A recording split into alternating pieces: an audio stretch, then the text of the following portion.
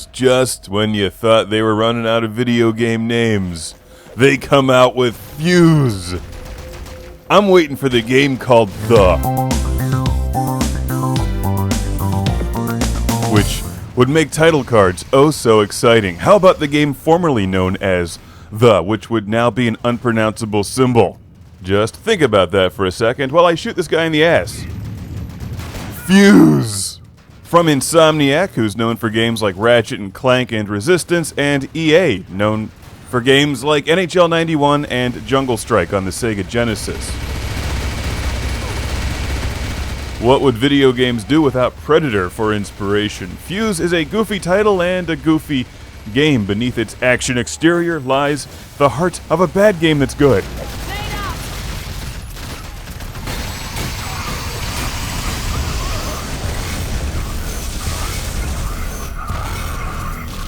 At first glance, Fuse is so incredibly unoriginal that it's laughably silly. And it lacks personality, substance, and dramatic storytelling, but it more than makes up for it with fun, addictive gameplay. I mean, I can turn into the invisible woman right in front of bad guys, and they immediately forget I'm there, and then shower them with grenades and watch them all chain reaction explode. I mean, that stuff's actually pretty fun. Fuse is a squad-based action game that you're meant to play with your friends, and the entire hook is leveling your characters up and unlocking new skills, which look cool.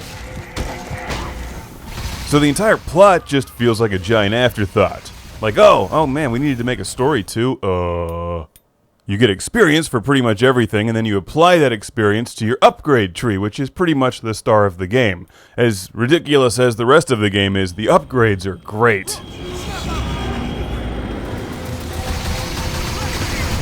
It has one of the most ridiculous storylines I've ever seen. Fuse is like some kind of super secret energy source, and bad guys are going to use it for a terrorist weapon. You control a team of 4 elite soldiers who are as one-dimensional and generic as possible.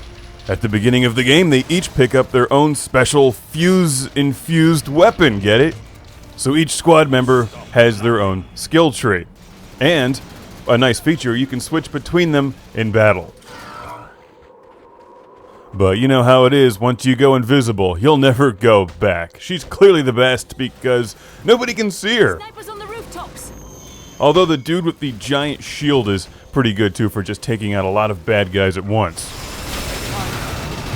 Obviously, the best way to play Fuse is with some friends, so gather 3 of your buddies and all join together into one Fuse Fest. After all of my mockery and overuse of the word ridiculous, I enjoy Fuse. It's a fun single-player game, too, and it has that Insomniac style. You just need to give the game some time to see it. At first, your characters all kind of suck, and it doesn't help that they're not even remotely likable. But later in the game, as you level them up and apply your skills, they turn into superheroes. And that's when Fuse gets fun. In addition to a single-player campaign that you can play co-op with your buddies, of course, this also has your horde or firefight survival mode, where you also earn experience and credits that you can apply to your characters and your squad perks. And it's just a very rewarding system when you can, like, chain reaction explode all of your enemies. Or strangle them, as the Invisible Woman.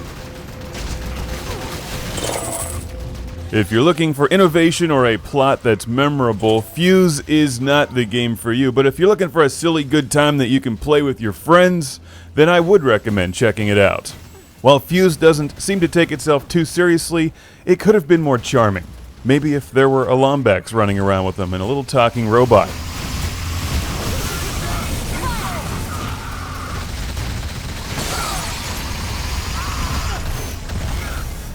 I have to give these sound designers some credit, though. The neat weapon sounds, explosions, and screaming are all very cool.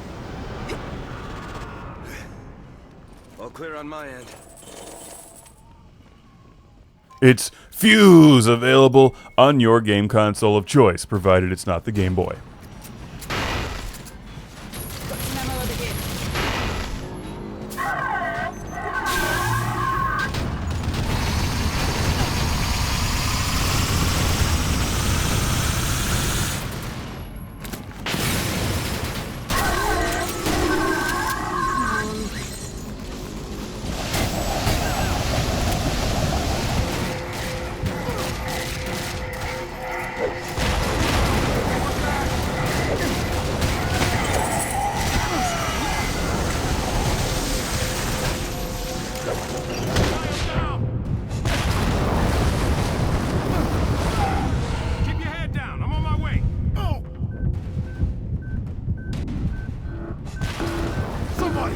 Help!